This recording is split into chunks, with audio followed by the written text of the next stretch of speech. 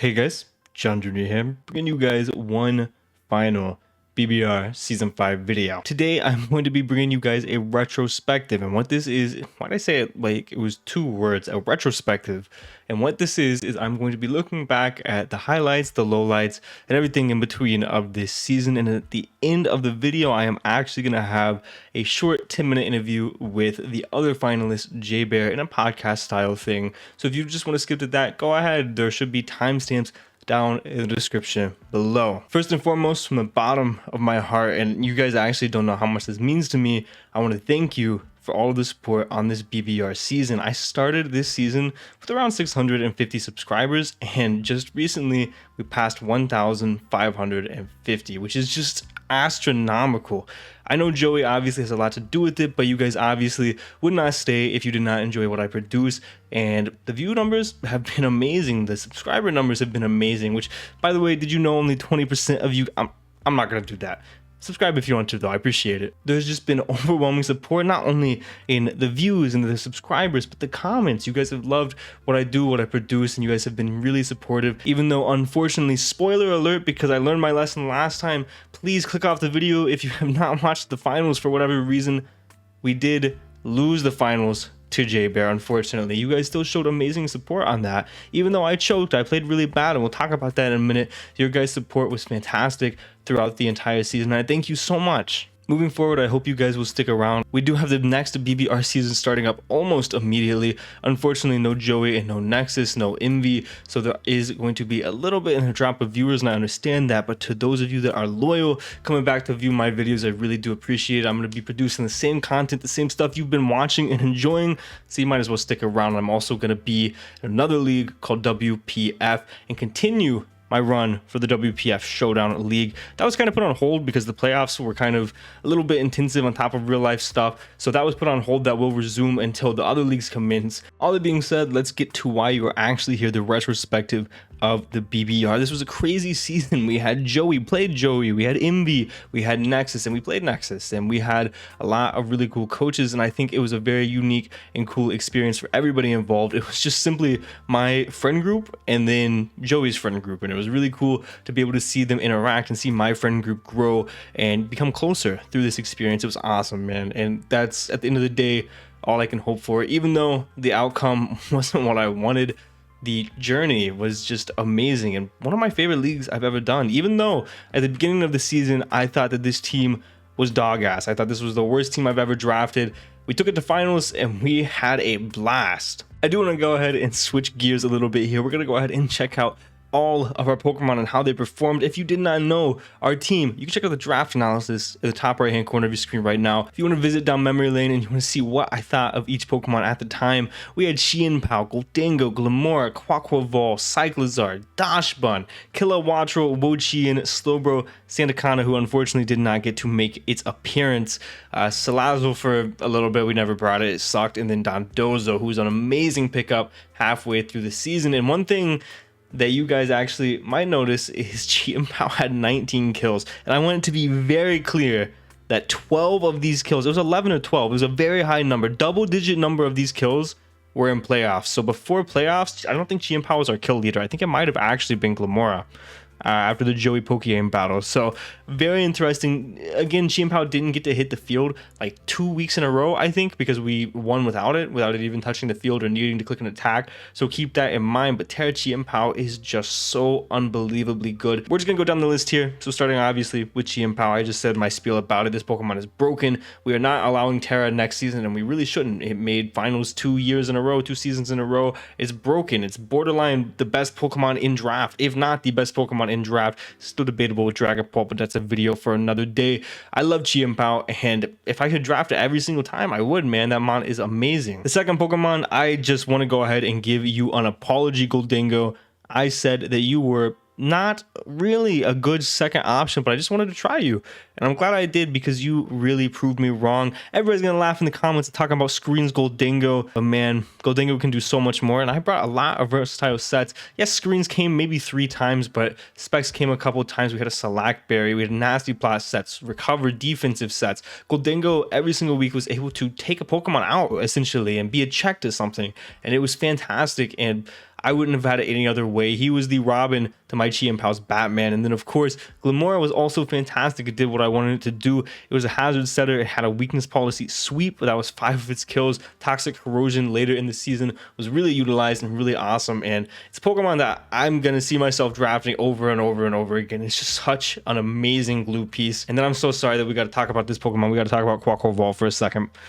Ladies and gentlemen, if you have not already figured it out, I don't like this Pokemon. This Pokemon is dog. This Pokemon is not good, and I highly recommend that maybe you give it a try. Honestly, it's just not for me. You guys might enjoy it. I didn't really like it. I'm not a very good Quaquaval user. I also don't think that it really had a place on this team. I just drafted it because it had Rapid Spin, and there were so few removers in 12-man pre-home Pal Day. It was horrible. So I took it just because of that, and I regretted it. I should have traded it for Iron Hands like week 5 or whatever week Dell offered it. I should have traded it 100%. Regret not doing that. But Cyclizar, same reason. I got it for Rapid Spin, and it is 1 in 4. But I do want you guys to know that this Pokemon was so unbelievable with the pivots and the regenerator. It only came to 4 games, but it made its impact known in all 4 of those games. In 2 of those games, it was a really good check to Hisui and Zoroark.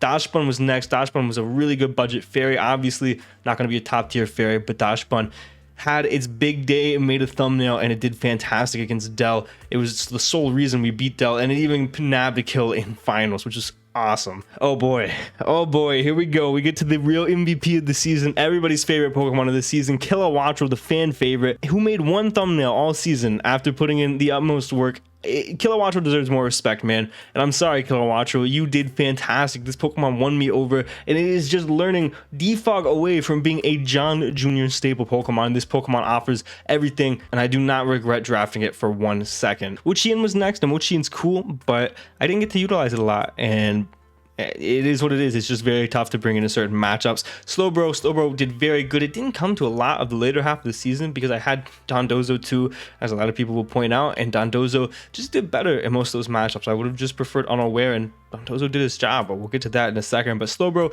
not disappointing. Obviously, it's worse this gym with no Scald and Teleport, but it's still very good Pokemon and very much enjoy it. Santakana didn't get to come. Salazzle was horrible. That I didn't want that Pokemon to begin with. And then Dondozo, I picked up the Force Prep with Unaware because there was no point in having 2 Corrosion Pokemon when I could have a Corrosion and an Unaware. And Dondozo did great. It walled an Iron Moth and a Volcarona, I think. And it also just, I don't even know. He did good. Dondozo did really good. All in all, this team was ass. This team was probably the worst team I've ever drafted. It's very hard not to say that in 12-man pre-home, but man, this team won me over, and I enjoy it, and I would love to use it for another season, man, but I can't. I just can't. So regular season, we could have potentially went without a loss if I didn't throw obviously the JBear game in the regular season was a little bit iffy. I completely threw the Mac game away. Probably should have won that if I would have just simply clicked Ice Shard. There was 0 downside. Should have done that. Threw that game away. That is okay. I played horribly that game. The JBear game, I didn't play bad, but I did throw my Chien-Pao away in the regular season. And then obviously our 3rd loss was finals, unfortunately at the hands of JBear. I'm going to talk about that more in just a second with JBear. But just going over the season and my thoughts, there are a couple of things I wanted to mention. The first of which is obviously we didn't reach what we wanted to reach. I played one of my worst games of all time against JBear. There was a Chien-Pao choke that everybody talked about. I forgot to click Terra Dark on the calc. The nerves were showing. The nerves were showing for sure. I would have won potentially with that Chien-Pao. Me and JBear talk about it in a second, but I could have just won the game right there with the Chien-Pao, and everybody was pointing it out. And I believe me, man, I know. I am harder on myself than anybody in these comments could be. I promise. It hurts in me and it pains me that I was not able to capitalize on what could have been an amazing Chien-Pao sweep for a finals game. But it is what it is, man. I didn't play great. JBear didn't play great, but he got the championship, and that's what's important. I played way worse. I played horribly. This was one of the worst games I've ever played, and it was only a 2-0. So it is what it is, man. I had other chokes in there, but mainly that Chien-Pao choke is what I really wanted to touch on. But the fact that we were playing in front of what I knew to be potentially thousands of people watching and counting on me and rooting me on made me so fucking nervous. It made me unbelievably nervous, man. I'll be straight up. I've been in finals on showdown leagues before, and those aren't super nerve-wracking depending on how much I care about the league, but this was like one of the most nervous I've ever been. I just couldn't think, I couldn't process anything. I was just clicking buttons, kind of going through the motions, not putting a lot of thought behind any of my moves, and not really explaining things very well, obviously, which is one of the main draws to my content, I think, normally, is the fact that I explain everything pretty well, and I am able to talk through my thought process quite a bit, but I failed to do that quite a bit in this BBR finals, and I am ashamed of how I played. It's one thing to lose, and I would have been okay to lose, and I would have been okay to lose to JBear. I love JBear, but it's not okay to lose the way I lost. And now that I kind of got that under my belt in a big Wi-Fi setting, at least, I think I'm ready again, because it's been like, I didn't play almost any Wi-Fi last generation, so it has been maybe 4 years since I was in a Wi-Fi finals before this.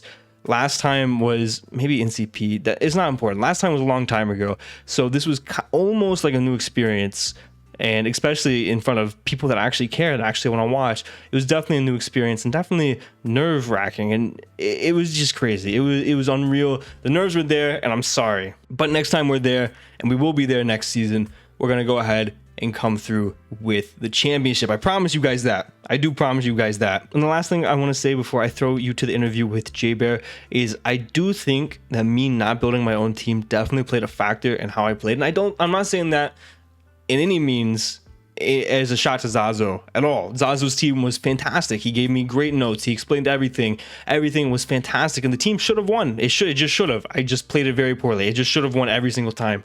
But I wasn't comfortable with it, and that's just how it is. Unfortunately, unless I build the team, I don't know if it has to be a mental thing. I don't like accepting prep help too much because I feel like I build a very particular way. It's very hard to mimic how I build in a lot of ways, and other people build a lot different than me, and I don't know. It's probably, at the end of the day, it's probably just a mental thing, and it's like, I didn't build this team, and I know I didn't build this team, and these EVs aren't me, this team isn't me.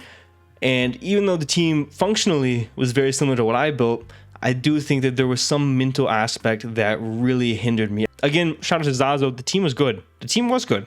I just didn't play well. I think from this point forward, I have decided I am going to accept very little prep help, especially not a full team, just because of the mental aspect, guys. Again, team was good. I played bad. Definitely just a mental thing. Gonna build my own teams from now on, and that's just what it is. It's just what it is, man. Again, no shade to Zazo. His team was fantastic. I really appreciate him helping me. But at the end of the day, I was fucking nervous. And it is what it is. It's a hard pill to swallow, not only for you guys, but especially for me. With all that being said, I think I've said most of what I want to say in this retrospective. If you guys want my thoughts on anything else, I can make a second episode. Actually, if you guys have watched this far, I know not a lot of you have, I'm actually thinking of starting a podcast here soon with Kurt. Let me know if you guys are excited for that, but I'm gonna go ahead and throw you into this interview with JBear. Be sure to leave a like if you have not already, and I'll catch you guys in just a second. All right, guys, I'm not sure how I'm gonna do this video yet. I think I'm just gonna tack this on to the end of the retrospective video, but I am joined by JBear. Go ahead and say hi, JBear. What is going on, BBR fans? And we're just gonna do a little quick podcast style talk about the finals match here. It's not going to be super long, maybe 5-10 minutes long, because I don't want this retrospective video to be too long, because I think I am just going to tack it onto that. So you can see on screen right now, we do have the team that JBear brought. This is a lot like Joey's post-match analysis with his opponents, I guess. But I do have a couple questions for you, JBear. First of all, why is this your Garchomp's nickname? I guess that's where I want to start. Because DeRozan's the GOAT. And DeRozan, the guy that's going to not be on the Bulls next season. Yeah, no, there's no way. But so I guess the first real question is, what was the thought process of the team? Kind of walk me through like the building process and what your idea was going into the match. I knew that I had a build last time that worked, but I thought you would kind of prep for it in a way that like it would be less effective. So I wanted to make some changes, and originally that was taking the Dunsparce off. I figured it wouldn't be able to beat whatever Golden. I figured you'd prep for that like that, and so I instantly just added the Heracross as a way to revenge the Chien-Pao. And because Heracross was Scarf, I could take the Scarf off of the Rotom, but still keep that mon similar. And then I had Cinderace for a bit still. I switched to a Boots set with Electro Ball, but then I just realized Special Chomp just kind of went in. And I wanted Rocks. That's fair. Yeah, I really like Special Chomp. Did you expect the Dash Bun at all? Not really, but still just Draco chunking bro, and Dozo is better than EQ. Yeah, that's fair. And Draco goes through unaware, obviously, so that would have been really Yeah. nice in that sense.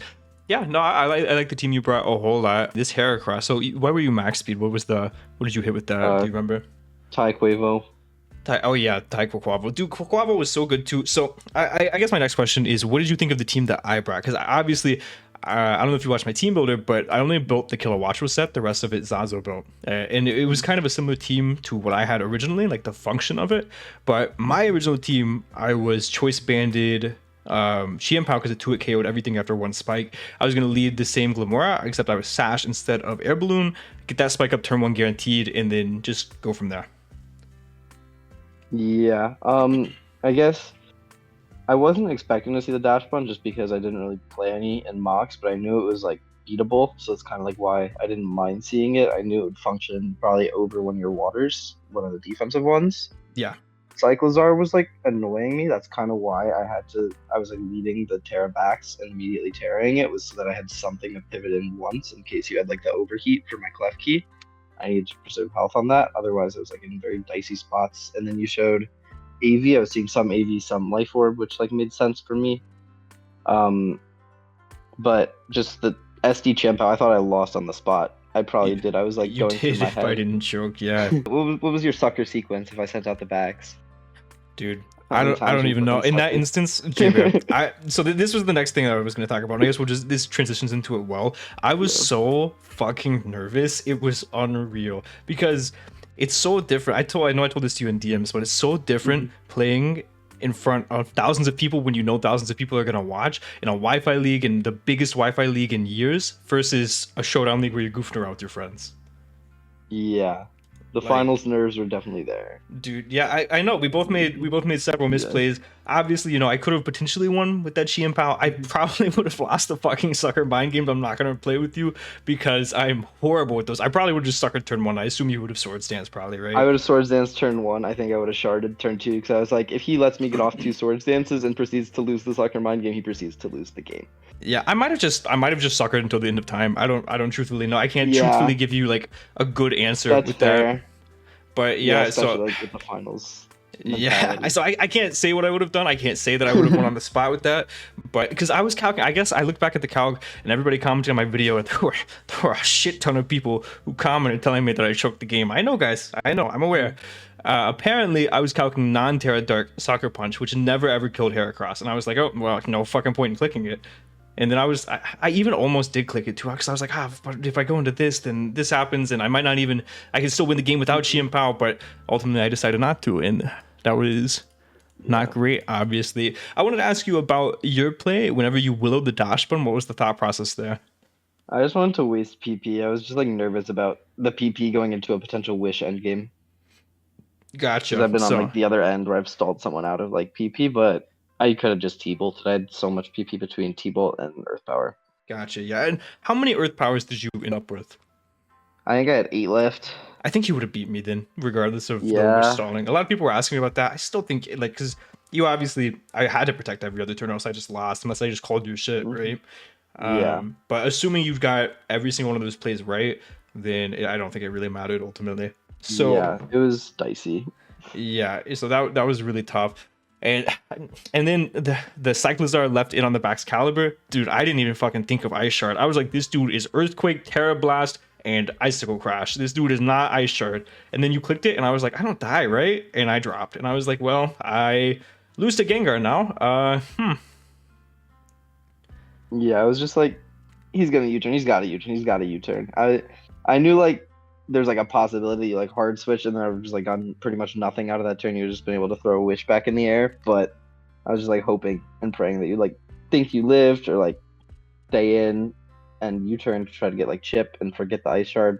Yeah, Potential that's exactly there. what happened. That's exactly what happened. I just completely forgot. I was like, if I chip this, then I put this in range of potential Draco from Cyclozar. later if because the cycles are did I think 50% if you weren't Terra Drag or if you weren't Dragon type, something like that. So I was like, I can get this damage off, and this will be very crucial later. And then I dropped. Yeah. And then you were in my head with the Rotomoa and the Kilowattrel Gold Dingo sequence. What was the thought process there? You knew I wasn't staying with Kilo? Yeah, I was like, there's no way. I figured you like expect me to be Scarf. Yeah, I did. Initially, I did. Yeah, for sure. And then whenever I was in with Goldingo and I Shadow Balled, like looking back, the play still makes sense because if you switch out into like Heracross or something to take advantage of me, I still think maybe that was the play to get damage on that range of Sucker Punch from Chien-Pao. But at the same time, if I would have recovered, I think I could have beat the Rotom you had. You weren't nasty, were you? No, you weren't nasty. No, I wasn't. So I figured I could like T-Bolt Fish like once or twice. Yeah. And see like if you were recovered, because I don't think you showed recover at that point. I did not. So I just want to like keep you in range of like Garchomp benching. Yeah. Did you see my team? I watched the team builder. Okay. Yeah. I think another thing I probably mentioned it prior in this video, but another thing is I wish that I went with the team that I built, not because Zazu gave me a bad team or because the team did bad or anything like that. The team was fantastic, but because I was not comfortable with this team at all. And I think it really showed in my plays. And obviously there was just a lot of nerves in general too, but that's okay. Is that your first championship? I had a few on Showdown in Gen 8 early on, but first in a while, first to Gen 9, first on Wi-Fi. First on Wi-Fi, so that's massive. So all right, guys, I think that's all the questions I have for you. Do you have anything else you want to add? Or any questions for me, I guess? Do you have any ideas what you want to draft next season? Next season, I'll be... So, yeah, I guess I probably talked about this early in the video, but for those of you guys that don't know, BBR is having another very quick turnaround. Again, we are drafting, I think, tomorrow, right? Whenever Home comes out, I think it's tonight. We figure out how the like move tutors work if we have to retier.